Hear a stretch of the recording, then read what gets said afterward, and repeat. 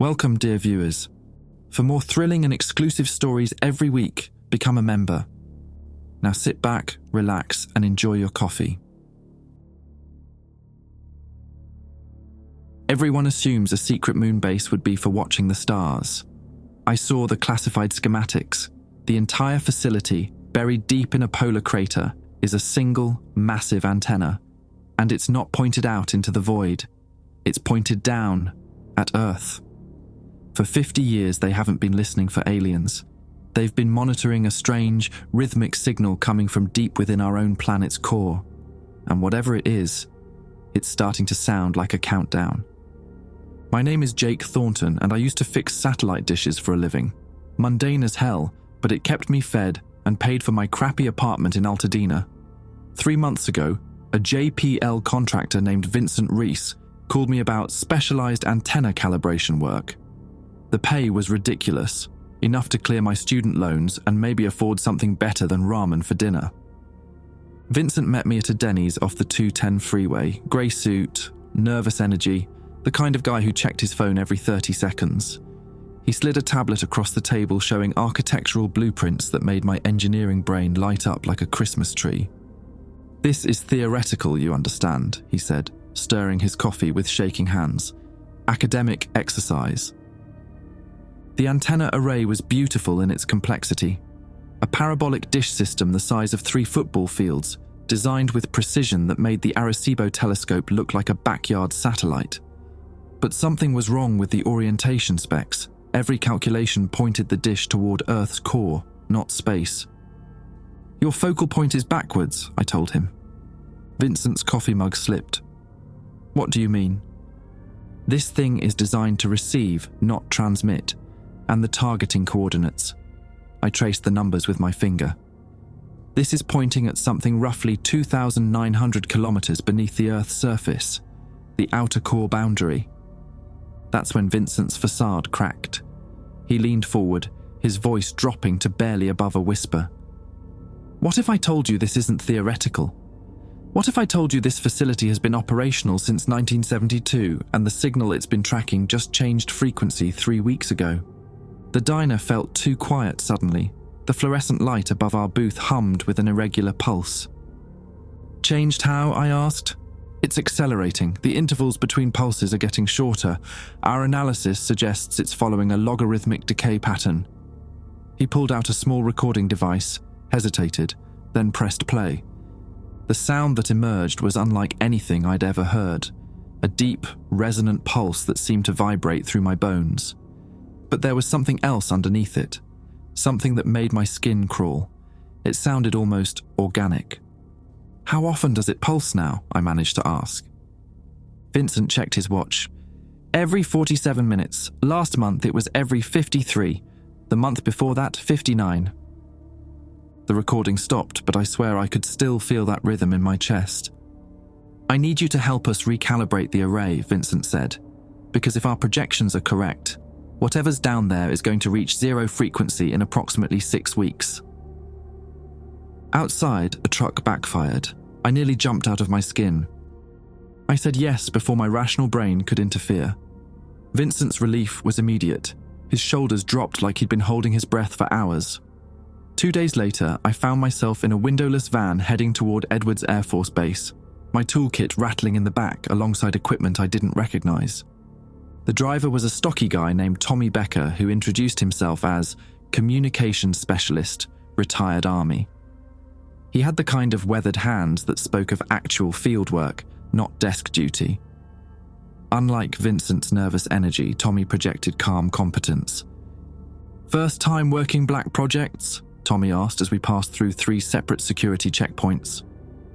"First time working anything this weird," I admitted. Vincent showed me the specs, but he was pretty vague about the actual location. Tommy laughed, but it didn't reach his eyes.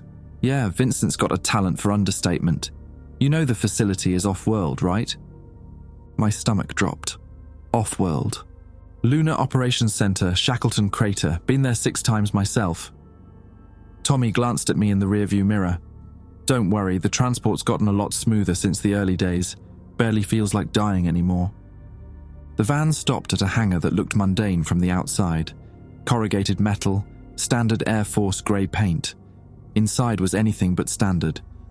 A spacecraft that looked like a cross between a cargo plane and a bullet sat on hydraulic supports. Its surface covered in tiles that seemed to absorb light rather than reflect it. Jesus Christ, I muttered. Aurora-class transport, Tommy said, hefting my toolkit. Takes about 8 hours to reach the crater. Most of that's coasting, so you can sleep through the boring parts. A technician in coveralls approached us, checking items off a tablet. Thornton. That's me. Dr. Patricia shit sorry. The tech caught himself. Dr. Patricia Novak sends her regards. She's the project lead on site. You'll be working directly with her team. Tommy shot me a look. Pat's been monitoring the core signal longer than anyone. She was there when they first detected it in '72. Brilliant woman, but the isolation's been rough on her. The tech continued checking boxes. Your clearance came through this morning. TSSCI with special access programs. Don't fuck around with operational security up there, Thornton. People have disappeared for less. My mouth went dry. Disappeared. Figure of speech, Tommy said quickly, but his tone suggested otherwise. Lunar operations can be unpredictable. Equipment failures, communication blackouts. That's why they need fresh eyes on the antenna array. The spacecraft's loading ramp descended with a pneumatic hiss. Inside, the passenger compartment felt more like a submarine than an airplane. Cramped, utilitarian, everything bolted down or strapped tight. 6 seats, all empty except for us. Light passenger load today, the pilot announced over the intercom. Should be a smooth ride. We'll be radio silent for most of the flight, so get comfortable. As we strapped in, Tommy pulled out a tablet and showed me updated schematics of the lunar facility.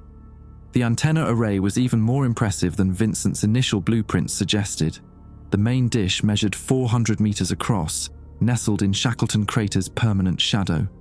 Support buildings were carved directly into the crater walls, connected by tunnels that formed a spider web pattern across the lunar surface. The whole operation runs on nuclear power, Tommy explained. 3 reactors, all buried deep. Has to be. The antenna draws massive amounts of energy. I studied the power distribution diagrams. This is enough juice to run a small city. What exactly are they trying to receive? Tommy's expression darkened. That's above my pay grade. But I can tell you the signal strength has been increasing steadily. Used to be barely detectable. Now it's so strong it's causing interference with other NASA operations. The engines spun up with a sound like rolling thunder. Through the small porthole, I watched Edwards disappear beneath us as we climbed at an impossible angle. The sky shifted from blue to black in seconds. First time in space? Tommy asked. First time above 30,000 feet, I admitted, trying not to lose my breakfast as weightlessness kicked in. You'll get used to it. The moon's gravity is actually kind of pleasant once you adapt, like being underwater but without the drowning risk. Hours passed in surprisingly comfortable conversation. Tommy had stories from his army days, carefully edited to avoid classified details. I told him about my work with radio telescopes, the satisfaction of coaxing signal from cosmic noise. Normal topics that kept my mind off the growing distance between us and Earth. It was during one of these conversations that I noticed something odd. Tommy kept checking his watch, not casually, but with the precision of someone tracking something specific. Waiting for something, I asked. He hesitated. The signal pulses are visible from space now. Earth's magnetic field creates aurora-like effects when the pulse hits the magnetosphere. Should see one in about. He checked his watch again. 3 minutes. I pressed my face to the porthole, watching Earth slowly rotate below us. At first, nothing. Then, a ripple of green light spread across the planet's night side, concentrated over the polar regions but visible even at the equator. Holy shit, I breathed. Tommy nodded grimly. Started happening 6 months ago, gets brighter every time. Whatever's down there, it's affecting our entire planet. The light faded, but something in my chest continued to vibrate with that deep, organic rhythm I'd heard in Vincent's recording. Tommy, I said quietly, what aren't you telling me about this signal? He was quiet for a long moment. Pat will explain everything when we arrive. But Jake, when we get to the facility, don't ignore the safety protocols, no matter how routine they seem. Shackleton Crater looked like God's own punch bowl from orbit, a perfect circle of perpetual darkness surrounded by lunar peaks that caught sunlight like broken teeth. The facility wasn't visible until we dropped below the crater rim, and even then it took me a moment to distinguish the structures from natural rock formations. "Welcome to the ass end of nowhere," Tommy said as our transport touched down on a landing pad carved directly into the crater floor. The base consisted of 3 main sections connected by pressurized tunnels. The central hub housed living quarters and operations, while the antenna control center sat on the crater's eastern edge. The massive dish itself dominated the western wall, its surface a dark mirror that seemed to drink starlight. Dr. Patrick Novak met us at the airlock, a tall, gaunt man whose beard had gone completely grey, despite looking no older than 50. His handshake was firm, but I noticed his fingers trembling slightly. "Thornton, thank Christ you're here," he said, leading us through corridors that smelled of recycled air and ozone. "The array's been acting up for the past week. Random signal fluctuations, power spikes. We can't afford equipment failure, not now." "Tommy mentioned the signal's been accelerating," I said, trying to match his pace through the maze of tunnels. Patrick stopped abruptly. "Accelerating is an understatement. Come on, I'll show you the data." The operations center felt like mission control crossed with a recording studio. Banks of monitors displayed waveforms, frequency analyses, and what looked like star charts, but with coordinates I didn't recognize. 3 technicians hunched over workstations, their faces lit by scrolling data streams. "Benny, pull up the frequency progression from last month," Patrick called to a young guy with horn-rimmed glasses. The main display shifted to show a graph that made my engineer's brain seize up. The signal frequency was dropping in a perfect logarithmic curve, but the amplitude was increasing exponentially. Whatever was generating this sound was getting louder as it slowed down. "Jesus," I muttered. "How long until it hits 0 frequency?" 38 days, 7 hours, 12 minutes, Benny said without looking up from his screen. "Give or take 6 minutes for calculation drift." Patrick gestured toward a secondary display showing Earth's cross-section.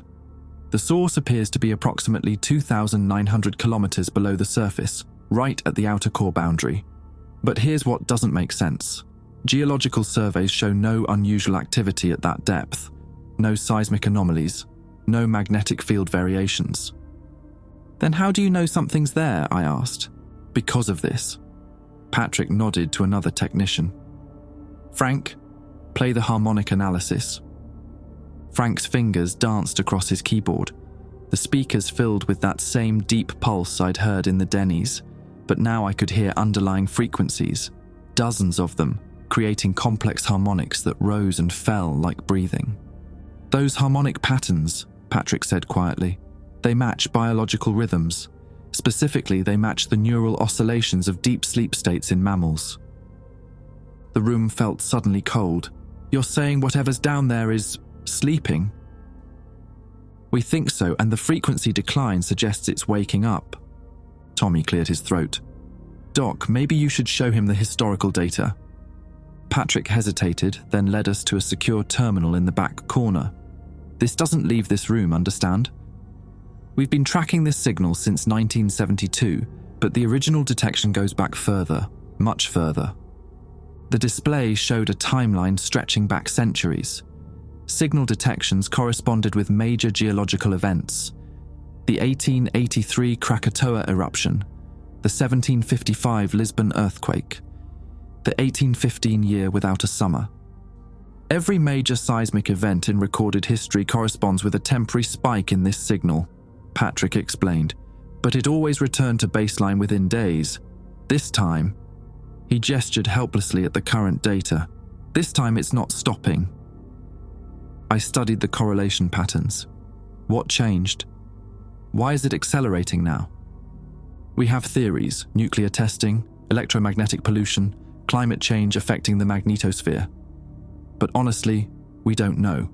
What we do know is that every time the signal pulses now, It's affecting Earth's magnetic field more severely. Frank suddenly straightened at his workstation. Dr. Novak, we've got another pulse incoming. Stronger than predicted. How much stronger? 40% above baseline, ETA 90 seconds. Patrick grabbed a handheld radio. All stations, prepare for magnetic interference. Secure any sensitive equipment. I watched the countdown on Frank's screen with growing unease. At 10 seconds, the lights dimmed. At 5, every monitor flickered. At 0, the entire facility shuddered like something massive had struck the crater floor. But that wasn't the worst part. The worst part was the sound that came through the speakers, not just the pulse, but something else underneath it. Something that sounded almost like words. Did anyone else hear that? Benny asked, his voice barely above a whisper. Patrick was already reviewing the audio capture. Frank, isolate the vocal frequency range and clean up the background. The processed audio was clearer and infinitely more disturbing. Beneath the pulse was a rhythmic pattern that resembled human speech, but slowed down and deepened beyond normal hearing range. Run it through the temporal compression algorithm, Patrick ordered. Frank's fingers flew over the keyboard. The speakers crackled, then filled with something that made my blood freeze. A voice, speaking words in a language I didn't recognize, but with a cadence that felt ancient and utterly alien. How long have you been hearing voices in the signal? I asked. This is the first time, Patrick admitted. The amplitude increase must be making previously undetectable elements audible. Tommy was studying the harmonic display with a troubled expression. Doc, look at the pattern structure. Those aren't random vocalizations. He was right. The voice patterns showed clear repetition and syntax markers. Whatever was down there wasn't just making noise, it was speaking. We need to contact Earth immediately, I said. If this thing is intelligent, if it's trying to communicate. Communication's been sporadic since the pulse strength increased, Patrick interrupted. We get maybe one clear transmission window every 12 hours. Next window isn't for another 8 hours. Frank suddenly stood up from his workstation, his face pale. Dr. Novak, there's something else. I've been running spectral analysis on the voice patterns, cross-referencing with linguistic databases. And the syntax markers match extinct language families, specifically languages that died out during major extinction events. Frank's hands were shaking as he pulled up the comparison charts. The vocabulary structure resembles proto-languages that predate human civilization by millions of years. The room fell silent except for the hum of electronics and our own breathing. Are you telling me, I said slowly, that there's something down in Earth's core that's been speaking dead languages? Patrick nodded grimly, and based on the frequency acceleration, it's getting ready to say something very important. Another pulse hit, stronger than before. This time the lights didn't just dim, they went out completely for 3 seconds. When the emergency power kicked in, half the monitoring equipment was offline. Shit, Frank muttered, frantically trying to restart his systems. We lost the primary antenna alignment. The dish is drifting off target. I stood up, my engineering instincts taking over. Where's the antenna control center? Eastern tunnel, about 200 meters, Patrick said. But Jake, the magnetic interference during pulses can be dangerous. We've had people get disoriented, lose time. How much time do we have before the next pulse? Benny checked his calculations. Based on the acceleration pattern, approximately 37 minutes. I grabbed my toolkit. Then I'd better get moving. The eastern tunnel stretched longer than Patrick had indicated, curving through natural rock formations that the base designers had simply carved around rather than through. Emergency lighting cast shadows that seemed to move with each step, and I found myself checking my watch obsessively. 29 minutes until the next pulse. Halfway to the antenna control center, I encountered another team member I hadn't met, a compact, nervous guy named Luis Santos, who was heading back toward the main hub with a toolkit that looked suspiciously like mine. You must be the new antenna specialist, Luis said, but his tone carried an edge I couldn't identify. Dr. Novak sent you to fix what I couldn't. Just here to help, I said carefully. What kind of problems were you having? Luis laughed, but it sounded forced. Problems. The whole array is going to shit, that's the problem. Servo motors randomly engaging, dish alignment drifting, power fluctuations that make no goddamn sense. You know what I think? I waited. I think whatever's down in Earth's core is screwing with our equipment deliberately. Every time we get the dish properly calibrated, another pulse hits and knocks us off target.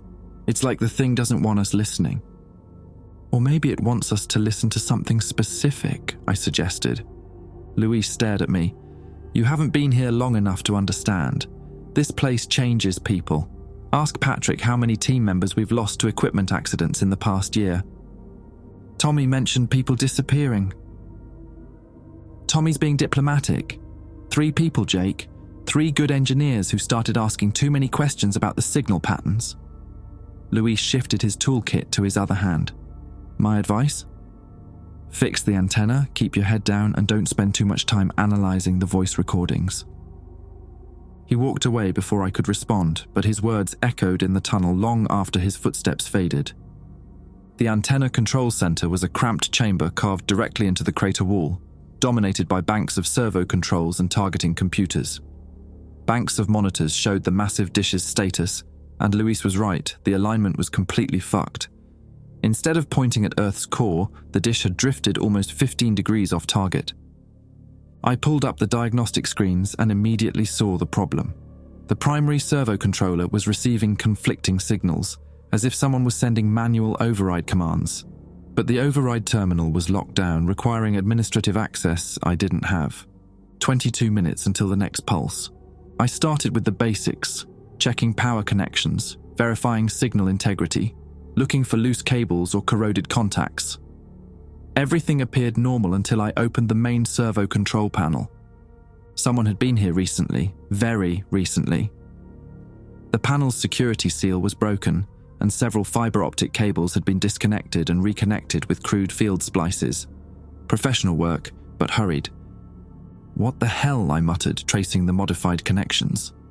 The fiber splices led to a small black box I didn't recognize, about the size of a smartphone and warm to the touch. It wasn't on any of the schematics Patrick had shown me. I photographed it with my phone, then carefully disconnected the input cables.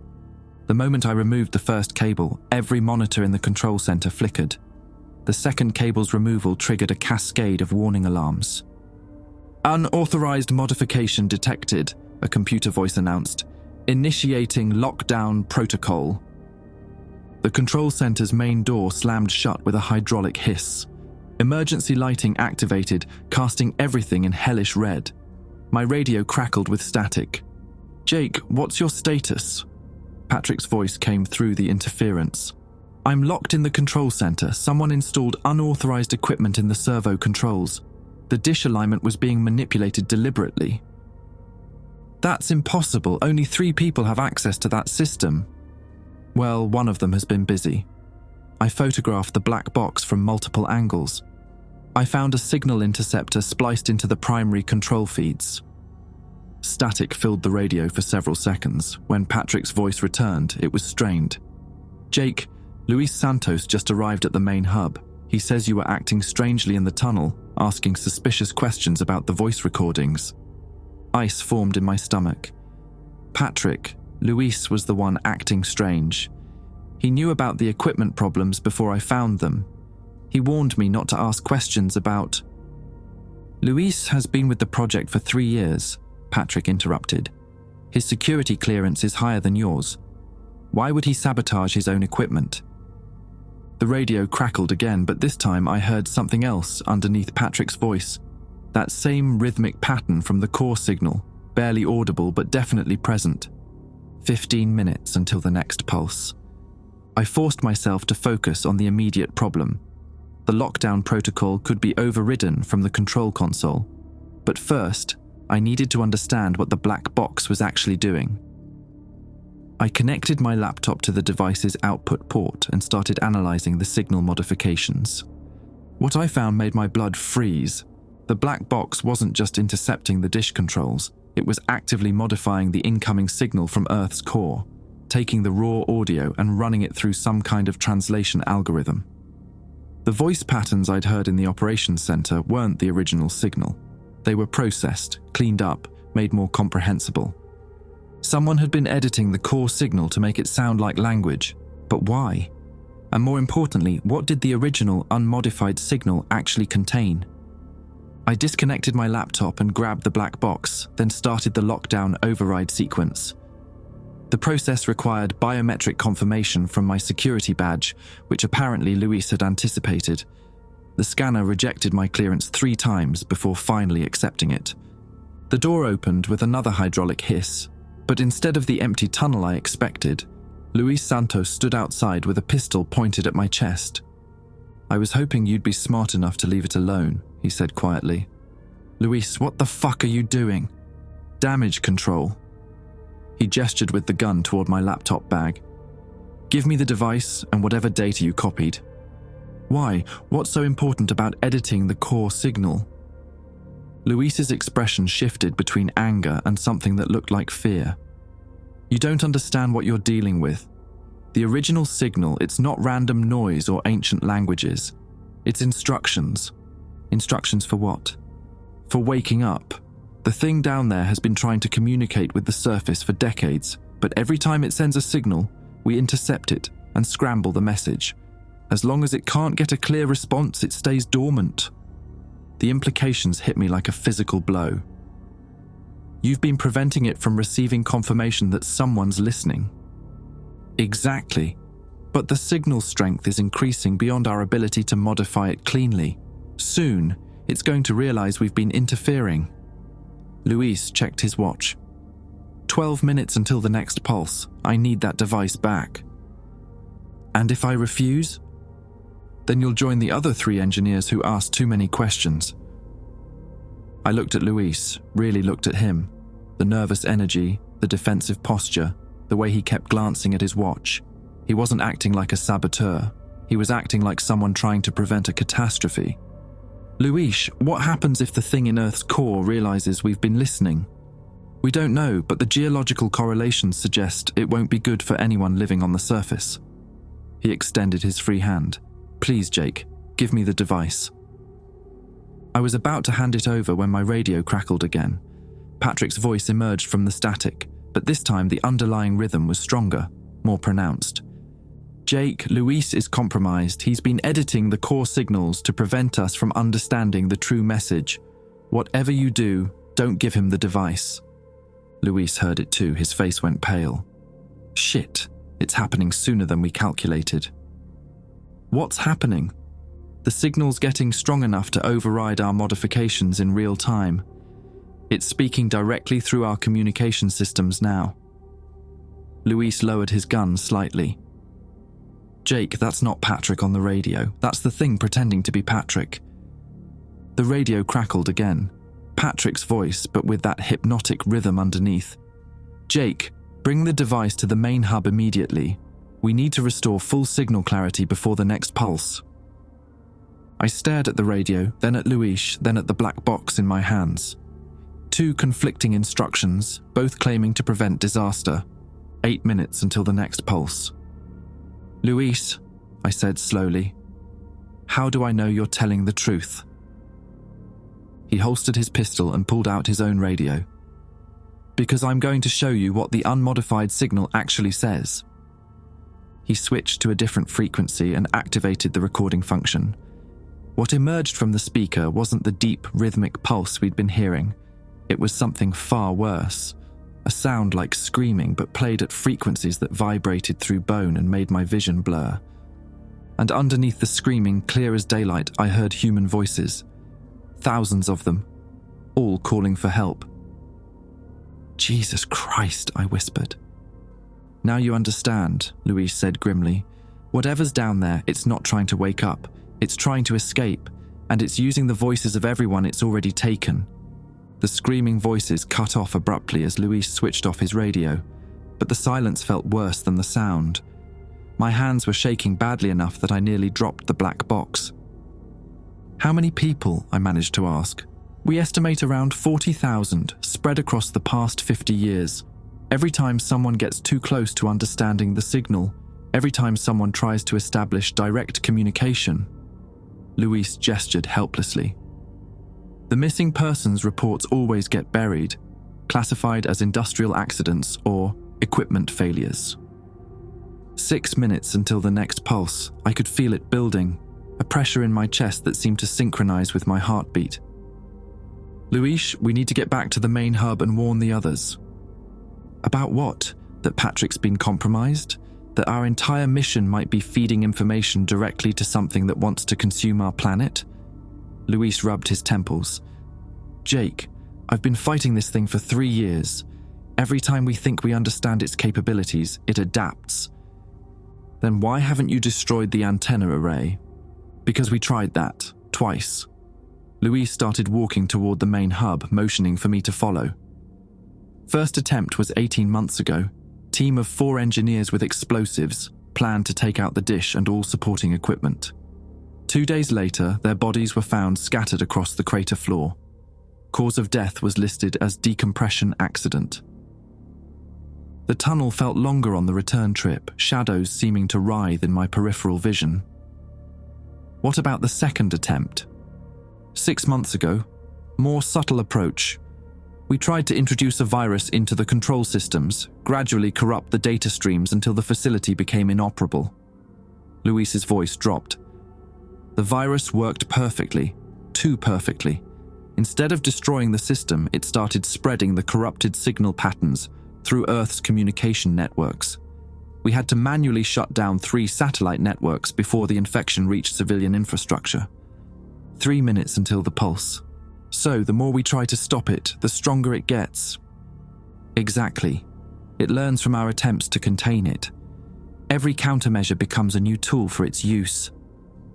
Luis stopped abruptly. Shit. Jake, how many people knew you were coming here? Vincent Reese arranged the contract. Why? Because Vincent Reese died in a car accident 4 days ago. His body was found in a ravine outside Pasadena. Luis grabbed my arm.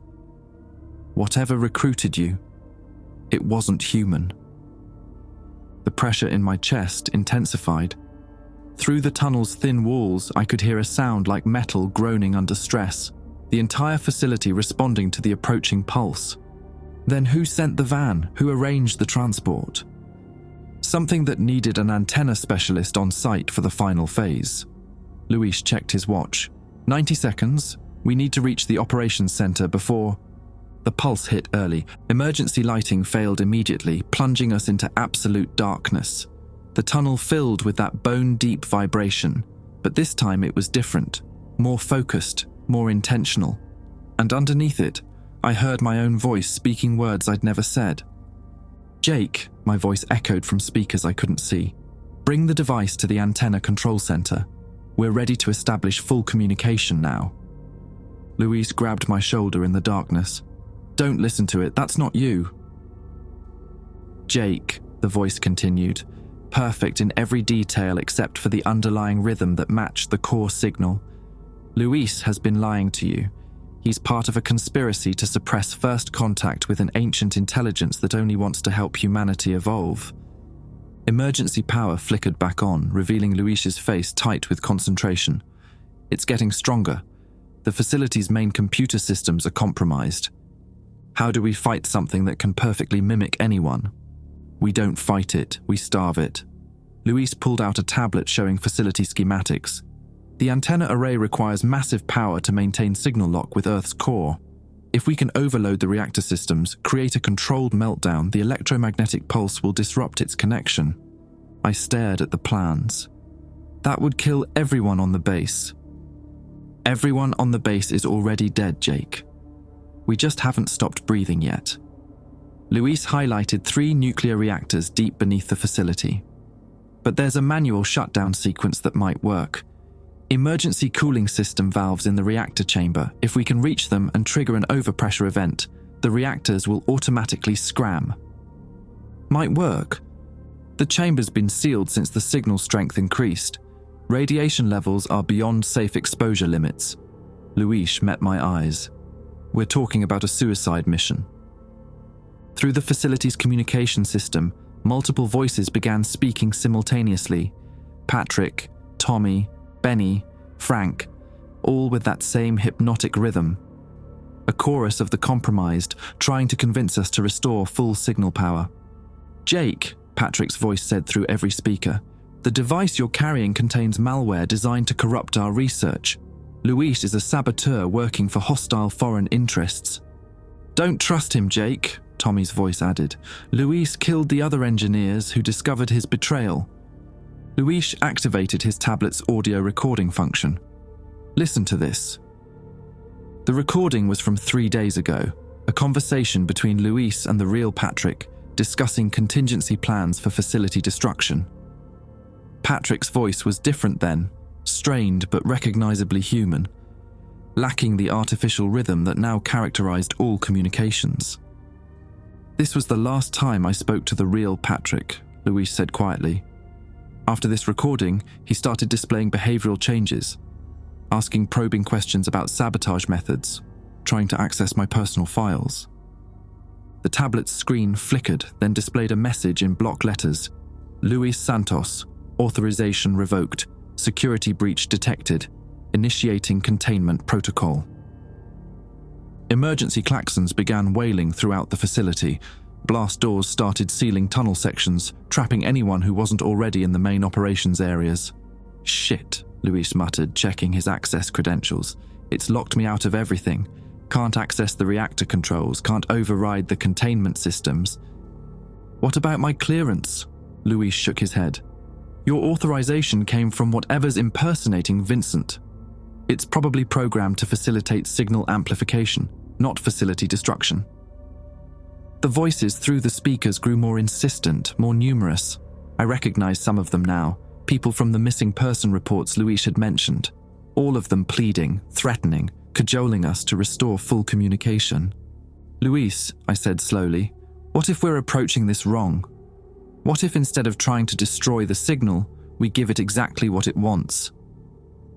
"That's suicide." "Maybe. Or maybe we overload it. Give it so much signal clarity that it burns out its own reception capability." I gestured toward the antenna control center. "The dish can be recalibrated to focus all its power into a single concentrated burst instead of sustained reception."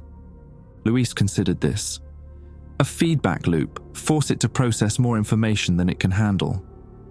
"Exactly, but we'd need to modify the signal amplification systems, bypass the safety limiters, push the power levels beyond design specifications.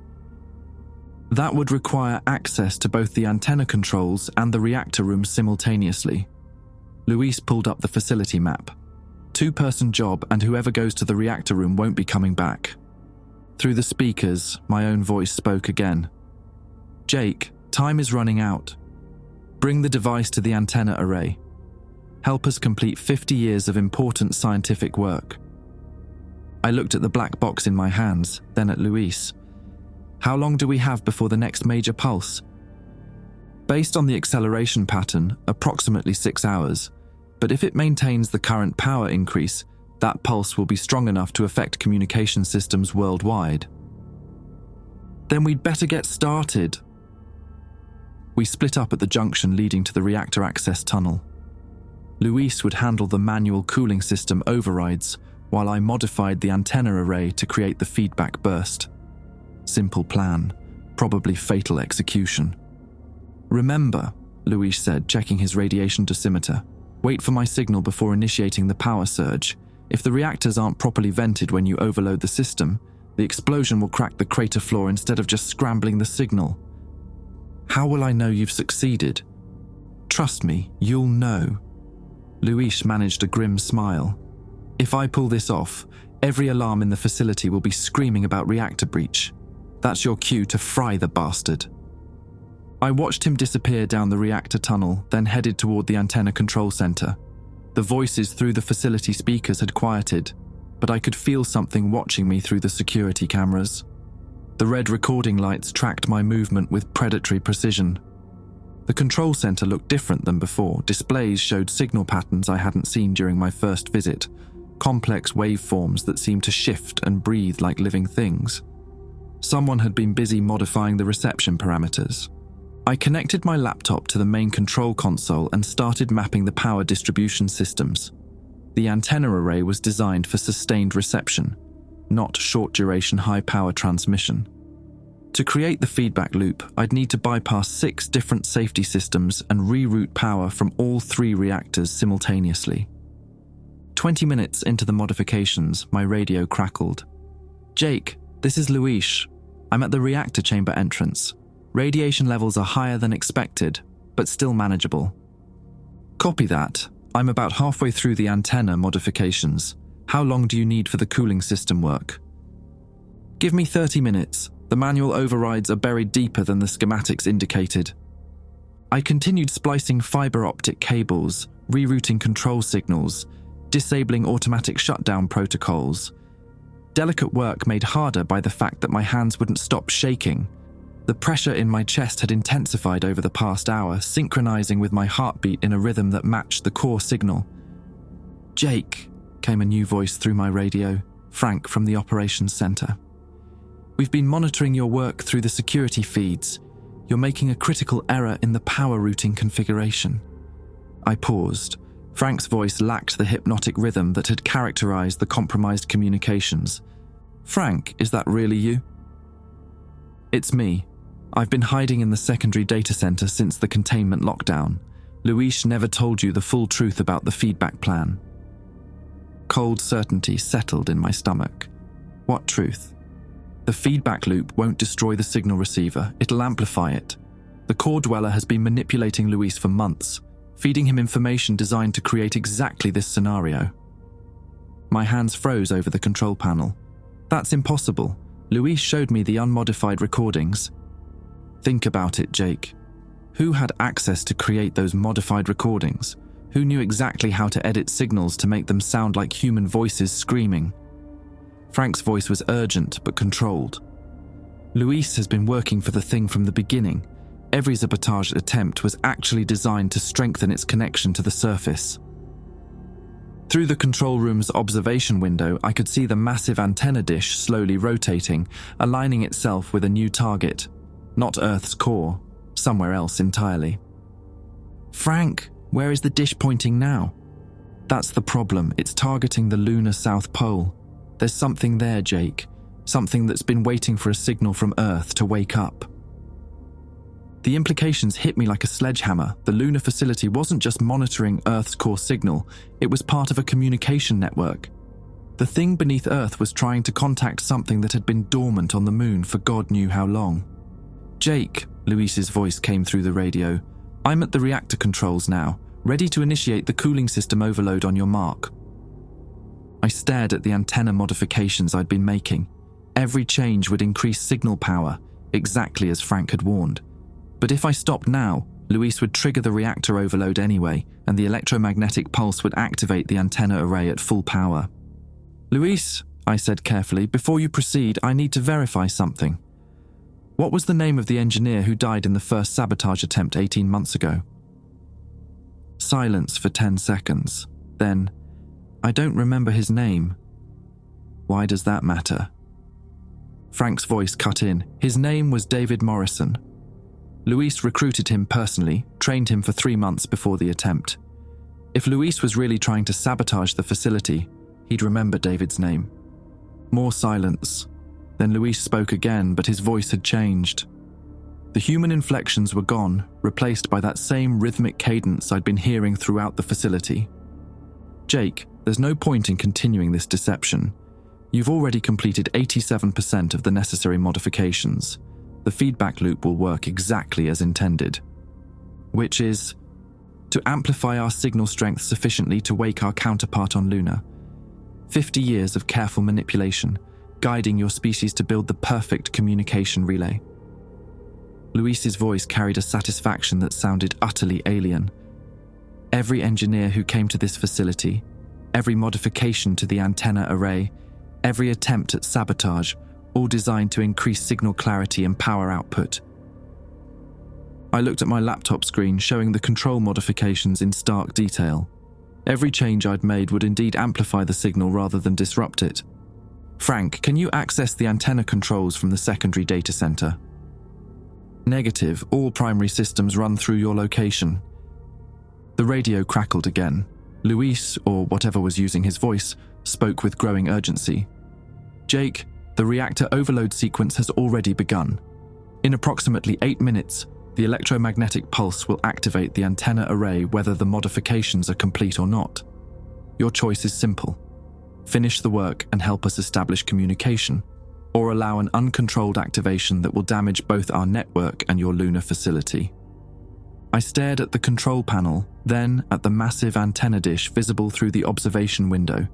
8 minutes to decide between certain catastrophe and probable catastrophe. Frank, what happens if I just destroy the control systems entirely? The antenna array has backup activation protocols. It'll engage automatically during the electromagnetic pulse, but without fine control, it might overload and burn out the receiving equipment.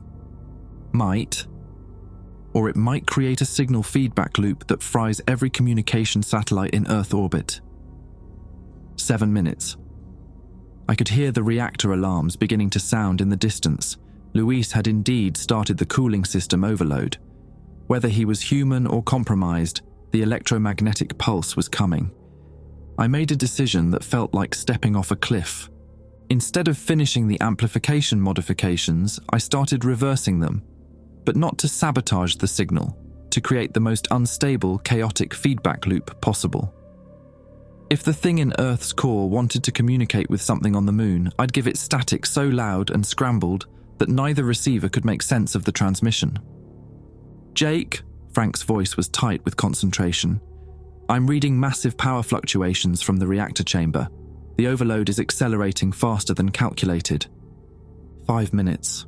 I worked frantically, introducing random noise generators into the signal processing chain, inverting phase relationships, creating harmonic conflicts that would turn any coherent signal into incomprehensible chaos. What are you doing? Luis's voice had lost all pretense of humanity. You're destroying months of careful preparation. Good, I muttered, splicing the final chaos generator into the primary signal feed. 3 minutes. The facility's lights began fluctuating as reactor output became unstable. Through the observation window, I could see the antenna dish rotating erratically, its targeting systems confused by the conflicting control signals. Jake, Frank called over the radio. Whatever you're doing, it's working. Signal coherence is dropping below threshold levels. 2 minutes. The reactor alarms were deafening now, echoing through every tunnel and chamber. Frank, get to the evacuation pods. This place is about to become very unhealthy. What about you? Someone needs to manually maintain the chaos generators during the pulse. If the system reverts to automatic control, the signal will clarify again. 1 minute. I gripped the manual override controls, watching power levels spike beyond every safety parameter. The antenna dish had stopped rotating entirely, frozen between targets like a confused animal. The electromagnetic pulse hit with the force of a small earthquake. Every light in the facility died instantly. Emergency power failed. The only illumination came from the sparks cascading from overloaded control panels. But in that darkness, I heard something beautiful. The core signal disintegrating into meaningless static, its careful rhythm destroyed by cascading harmonic interference. For 30 seconds, there was silence. True silence for the first time since I'd arrived at the facility. Then new alarms began sounding. Not reactor warnings, but something else. Proximity alerts from the lunar surface monitoring systems. Emergency lighting flickered back on, revealing Frank's voice on the radio. Jake, we've got a problem. The surface sensors are detecting movement in Shackleton Crater. Something big, rising from the crater floor. I looked through the observation window at the now silent antenna dish. Beyond it, the crater floor was definitely moving, bulging upward like something massive was pushing through from below. Frank, how long until the evacuation pods are ready? That's the other problem. The electromagnetic pulse fried the pod launch systems. We're trapped here until Earth sends a rescue mission. The bulge in the crater floor split open with a sound like thunder, revealing something that my mind struggled to process. Not alien architecture or ancient technology, but something organic. A structure that pulsed and writhed like exposed muscle tissue. Jesus Christ, I whispered. Frank's voice was barely audible over the static. Jake, whatever we woke up, it's not happy. The organic structure rising from the crater floor had reached a height of 50 meters and showed no signs of stopping. Through the observation window, I watched tendrils of tissue unfurling like the petals of some nightmare flower, each one thick as a subway tunnel and glistening with fluid that steamed in the vacuum. "Frank, are you seeing this?" I called into my radio. Static answered me for several seconds before Frank's voice emerged, distant and distorted. "Whatever that thing is, it's interfering with our communications. I'm reading massive electromagnetic fields emanating from the structure." I slumped against the control console, exhaustion hitting me like a physical weight. My hands were shaking from adrenaline crash, and for the first time since arriving at the facility, I had a moment to process what had happened. 3 days ago, I'd been worried about paying rent. Now I was trapped on the moon with something that might represent the end of human civilization. The worst part was how familiar this felt. Not the alien horror, that was new, but the isolation, the sense of being abandoned when everything went to hell. It reminded me of the night my father left when I was 12, promising he'd be back from his business trip but never returning. I'd waited by the window for hours, watching for headlights that never came. Same feeling now, except instead of headlights, I was watching for evacuation pods that would never launch. "Jake," Frank's voice crackled through the interference, "I've been analysing the EM patterns from that structure. It's not just random biological activity. The electromagnetic pulses are forming complex patterns." "What kind of patterns?" "Mathematical sequences, prime numbers, Fibonacci series, pi to 30 decimal places. It's trying to communicate." I watched another massive tendril unfurl from the structure's peak, this one reaching toward the facility like a searching finger. "Communicate what?" "I think it's asking for coordinates, Earth coordinates." The realization hit me with sickening clarity. The thing wasn't angry about being awakened. It was grateful. It wanted to know where to find the source of the signal that had roused it from however many millennia of dormancy. "Frank, we need to contact Earth immediately. Warn them about what's coming." "I've been trying. The primary communications array was damaged in the electromagnetic pulse, and this thing's interference is blocking most frequencies." Frank paused. "But there might be another option." "What?" "The facility has an emergency quantum entanglement communicator. Military-grade, instantaneous transmission to NORAD. It's hardened against electromagnetic interference." "Where is it?" "That's the problem. It's located in the reactor chamber where Luis went, and based on the radiation readings I'm getting, that area is now completely contaminated." I looked at my reflection in the dark control room window. Somewhere in those tunnels, Luis was either dead from radiation exposure or still alive and controlled by something that wanted to guide alien horrors to Earth. Either way, reaching the quantum communicator would be a death sentence. "Frank, how long would someone survive in the reactor chamber? With current radiation levels? Maybe 10 minutes before cellular damage becomes irreversible. 20 minutes before unconsciousness. 30 minutes before death." "Long enough to send a warning?" "Theoretically, yes, but Jake, you'd be sacrificing yourself to send a message that might not even be believed." I thought about that for a moment. A warning about alien life forms and mind control transmitted through military channels by a dead man. Even if NORAD received the message, would they act on something so impossible? What if we could provide proof? What kind of proof? Video documentation, real-time footage of the structure, the facility, everything that's happened here. I gestured toward the security cameras throughout the control center. Upload it all to the quantum communicator's data stream. Frank was quiet for several seconds. That might actually work. The quantum system has enough bandwidth for high-resolution video, but someone would still need to manually activate the transmission from the reactor chamber. Another tendril emerged from the organic structure, this one probing the tunnel entrance that led toward the main facility. We were running out of time. "Frank, I need you to compile everything. Security footage, signal recordings, technical schematics, personnel files. Create a complete documentation package that proves what happened here." "Already on it. But Jake, there's something else you should know." "What?" I found Luis. He's still alive in the reactor chamber but barely conscious. The radiation exposure has been extensive. I closed my eyes. Even if Luis had been compromised, he was still human underneath whatever had taken control of him. Can you patch me through to him? Give me a minute to boost the signal. While Frank worked, I stared out at the growing structure. It had reached nearly 100 meters in height, its uppermost tendrils now touching the crater rim. Soon, it would be tall enough to launch itself toward Earth, assuming that was its intention. My radio crackled with a new frequency. Luis's voice emerged, weak and distorted, but recognizably human again. Jake, is that you? It's me, Luis. How are you holding up? Dying mostly. Radiation sickness is a bitch. Luis coughed, a wet sound that carried over the radio. Jake, I need you to know, everything I told you was true. I was trying to stop this thing. What happened to you? Why did your voice change earlier?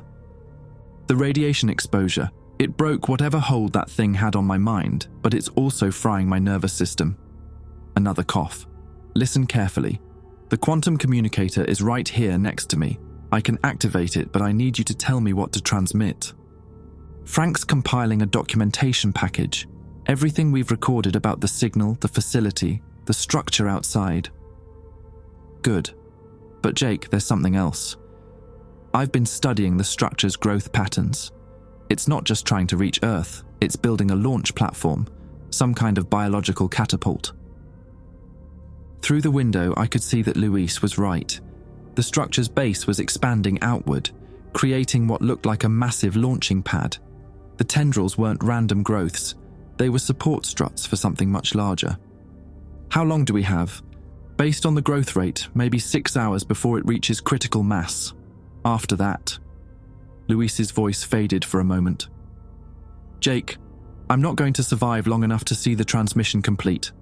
The quantum system requires continuous manual input for 40 minutes to upload everything. Then I'll come to you. No, you'll die before you reach the reactor chamber. The radiation levels in these tunnels are lethal.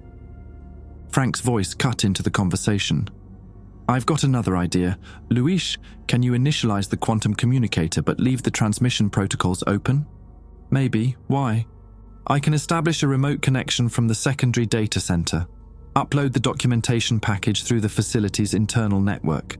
But someone needs to maintain the quantum link manually until the transfer completes. Luis was quiet for a moment. That could work, but the manual interface requires constant attention. If I lose consciousness before the transfer finishes. How are you feeling right now? I asked.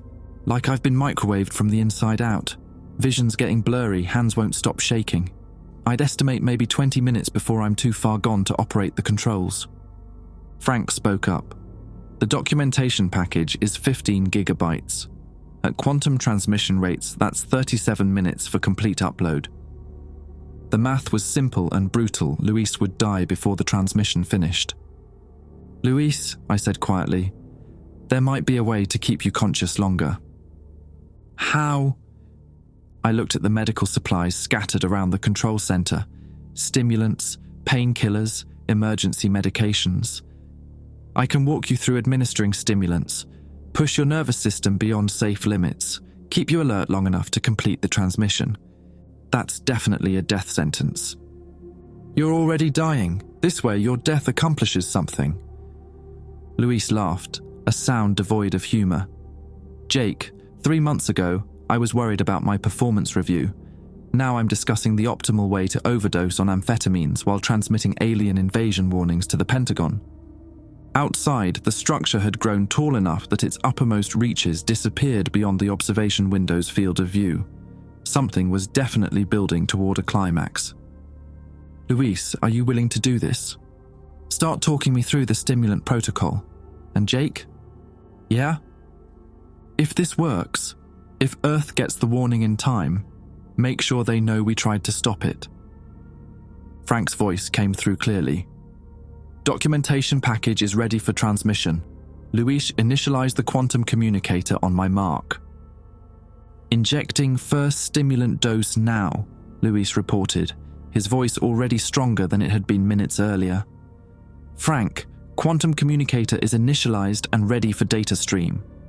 Beginning transmission, Frank confirmed. 37 minutes for complete upload. Through the observation window, I watched the organic structure pulse with new activity. The launch platform at its base had expanded to nearly 1 kilometer in diameter, and I could see something forming at the structure's peak. A pod or capsule of some kind, growing like fruit on an impossible tree. "Luis, how are you feeling?" Like I could run a marathon while solving calculus problems. "The amphetamines are definitely working." His voice carried an artificial energy that was somehow more disturbing than his earlier weakness. "Quantum link is stable. Data transfer rate is holding steady." I checked my watch. 6 hours had passed since we'd first detected the structure. According to Luis's earlier calculations, we were approaching the critical launch window. "Frank, what's the status on the documentation package?" 12% uploaded. Security footage and signal recordings have been transmitted successfully. Working on technical schematics now. That's when the first tremor hit the facility. It wasn't seismic, more like something massive had struck the crater wall. Through the observation window, I watched debris cascade from the structure's middle section as it shifted and repositioned itself. "Jesus," I muttered. "The thing's getting ready to launch." "Transmission rate is fluctuating," Frank reported. "The structure's electromagnetic field is intensifying. I'm trying to compensate, but if the interference gets much stronger..." Another tremor, this one strong enough to knock equipment off tables in the control center. Cracks appeared in the observation window, spiderwebbing across the reinforced glass. "Luis, how's the quantum link?" "Holding, but barely. The manual interface requires constant recalibration." Luis's voice was strained. "Jake, I need you to know, the second stimulant injection is going to push me past the point of no return. Even if we complete the transmission, I won't survive the come-down." "Luis, you don't have to..." "Yes, I do. 28 minutes left on the upload and my motor control is already deteriorating." Luis paused. "Injecting a second dose now." The change in his voice was immediate and frightening. What had been artificial energy became manic intensity, words tumbling together as his nervous system entered overdrive. "Quantum link stable transmission rate increasing, compensating for electromagnetic interference," Luis said in a rush. "Frank, you need to prioritize the most critical data files, if this thing launches before we complete the upload." The third tremor was so violent it threw me against the control panel. Every piece of monitoring equipment in the center went dark for several seconds. When emergency power restored basic lighting, half the displays showed error messages. "Frank, are you still there?" "I'm here. Lost connection with the quantum communicator for about 10 seconds, but the link's restored.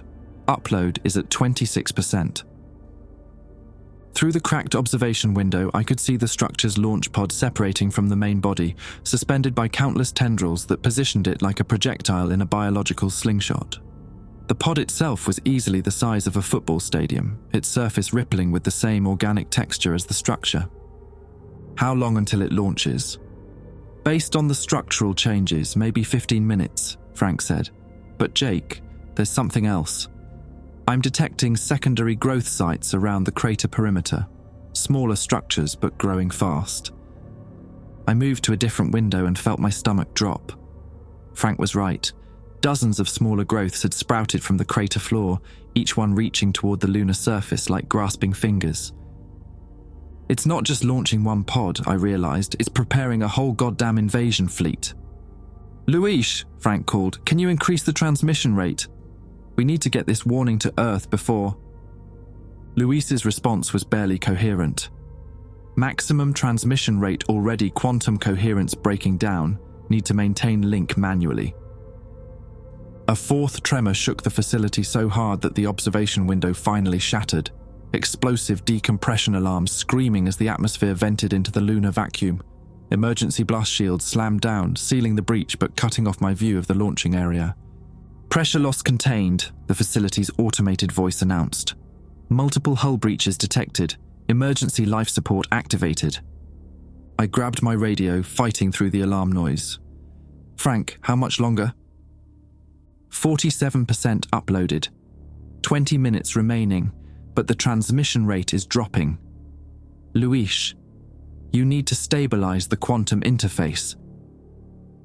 Luis's response was a stream of technical gibberish punctuated by what sounded like sobbing. The stimulant overdose was breaking down his higher brain functions while keeping his motor cortex artificially active. "Luis!" I shouted into the radio. "Focus on the blue lights! Just keep the blue lights steady." "Blue lights steady, blue lights." Luis's voice became a chant, the only way his fragmenting mind could maintain focus. Another massive tremor. This time the emergency lighting failed entirely, leaving me in absolute darkness, except for the glow from my radio and laptop screen. "Frank, I can't see anything. Status report. Multiple system failures throughout the facility. The structure's electromagnetic field is off the charts. I'm losing connection with you both." Through the facility's hull, I could hear something that defied description, a sound like the world's largest pipe organ being played by something that had never heard music. The launch sequence was beginning. "Upload status." Frank's voice was barely audible through the static. 68%. 12 minutes remaining if the connection holds. "Luis, how are you doing?" No response except for that rhythmic chanting. "Blue light steady, blue light steady." I made a decision that felt like stepping into an abyss. Luis was dying to maintain the quantum link, but his deteriorating condition meant the transmission might fail in the final minutes. Someone needed to reach the reactor chamber and take over the manual controls. "Frank, I'm going to the reactor chamber." "Jake, no. The radiation levels will kill you before you reach Luis." "Not if I move fast enough." I grabbed a radiation detector from the emergency supplies, along with the heaviest dose of Radaway medication I could find. How long can someone survive lethal radiation exposure? Maybe 5 minutes before incapacitation, 10 minutes before irreversible damage. The reactor chamber is 3 minutes away if I run. I left the control center and sprinted through corridors that were now dark as tombs, guided only by emergency markers that glowed faintly in the blackness. The radiation detector started clicking before I'd covered half the distance. By the time I reached the reactor access tunnel, the detector was screaming continuously. I could taste metal in my mouth, and my vision was starting to blur at the edges. "Jake!" Frank's voice crackled through heavy static. "Upload is at 85%. 4 minutes remaining." I found Luis collapsed over the quantum communicator controls, his body convulsing as the stimulant overdose fought against massive organ failure. But his hands were still moving, still maintaining the connection through pure muscle memory. "Luis, I'm here."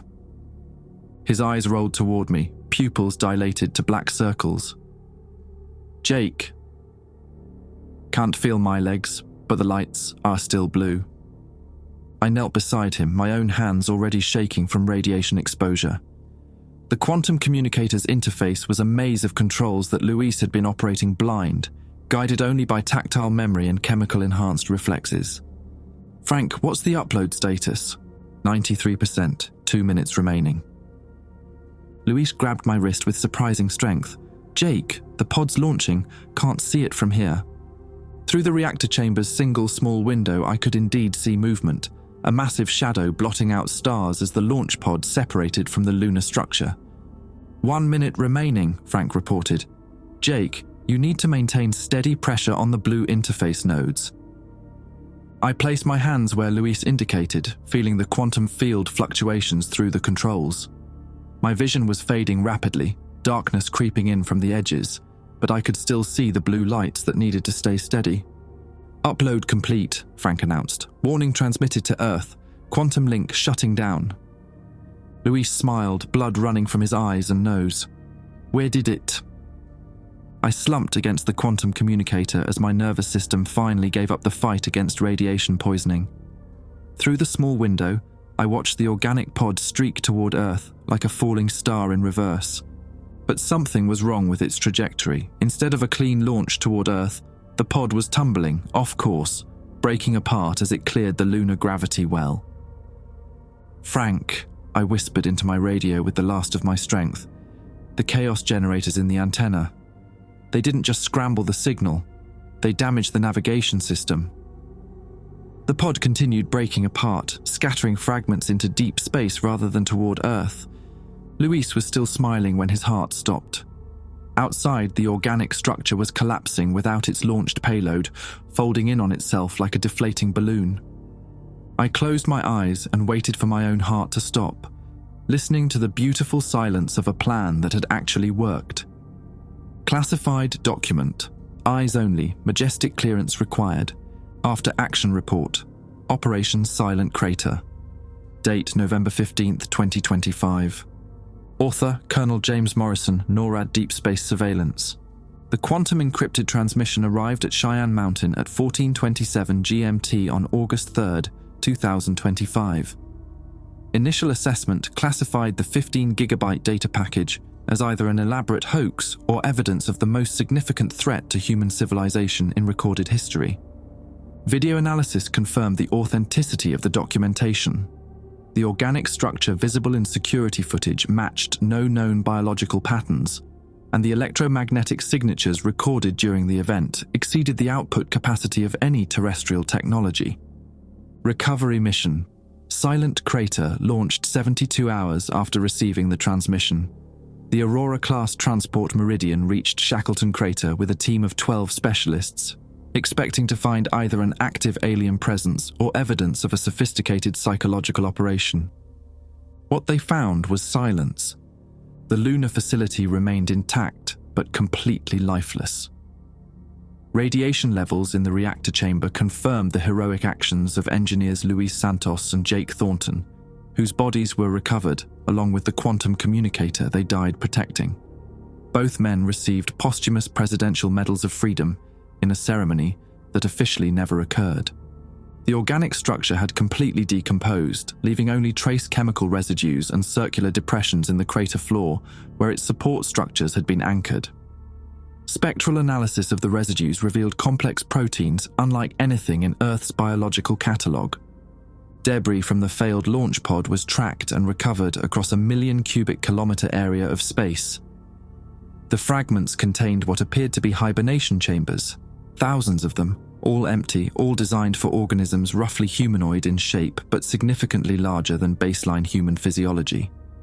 The antenna array was found exactly as Jake Thornton had left it, chaos generators still active, creating enough electromagnetic interference to scramble any coherent signal transmission. The decision was made to leave these modifications in place indefinitely. Earth-based monitoring stations have detected no recurrence of the core signal that initiated the crisis. Deep core seismic sensors show normal geological activity at the 2,900-kilometer depth where the original transmissions originated. Whatever was sleeping beneath our feet appears to have returned to dormancy. The Shackleton facility has been redesignated as Deep Space Monitoring Station Gamma 7, with a permanent staff of 6 rotating every 3 months. Official mission parameters involve standard astronomical observation and satellite tracking. Unofficial mission parameters involve watching for any sign that something might still be alive down there. Personnel rotation is strictly enforced after Dr. Patrick Novak's original team showed evidence of psychological compromise lasting months after the initial incident. Extended exposure to the core signal apparently created long-term neurological changes that manifest as auditory hallucinations and compulsive behavior. 3 recovered team members, Frank Delacroix, Benny Park, and Tommy Becker, required extensive psychiatric treatment before returning to civilian life. All 3 reported persistent dreams involving voices calling from deep places, but have shown no behavioral abnormalities during their mandatory quarterly evaluations. The official story remains that Lunar Operations Center Shackleton was decommissioned due to budget constraints. All personnel involved in Operation Silent Crater have signed lifetime non-disclosure agreements backed by national security legislation. Recommendations for future deep space operations include mandatory psychological screening for extended isolation assignments and the installation of dead man switches in all communication arrays that automatically activate chaos generators if personnel become compromised. This concludes the official record of Operation Silent Crater. Addendum, handwritten note found in Colonel Morrison's personal effects following his retirement. The strangest thing about the whole affair wasn't the alien life or the mind control. It was how quiet Earth became afterward. Not silent exactly, but like some background noise we'd gotten used to had suddenly stopped. Like the planet had been holding its breath for 50 years and finally exhaled. Sometimes late at night when I'm walking my dog, I catch myself listening for something. A rhythm just below the threshold of hearing, patient and slow. My wife says it's tinnitus from too many years around jet engines. She's probably right. But last week, while gardening, my shovel hit something metallic about 3 feet down. I stopped digging and filled the hole back in. Some things are better left buried.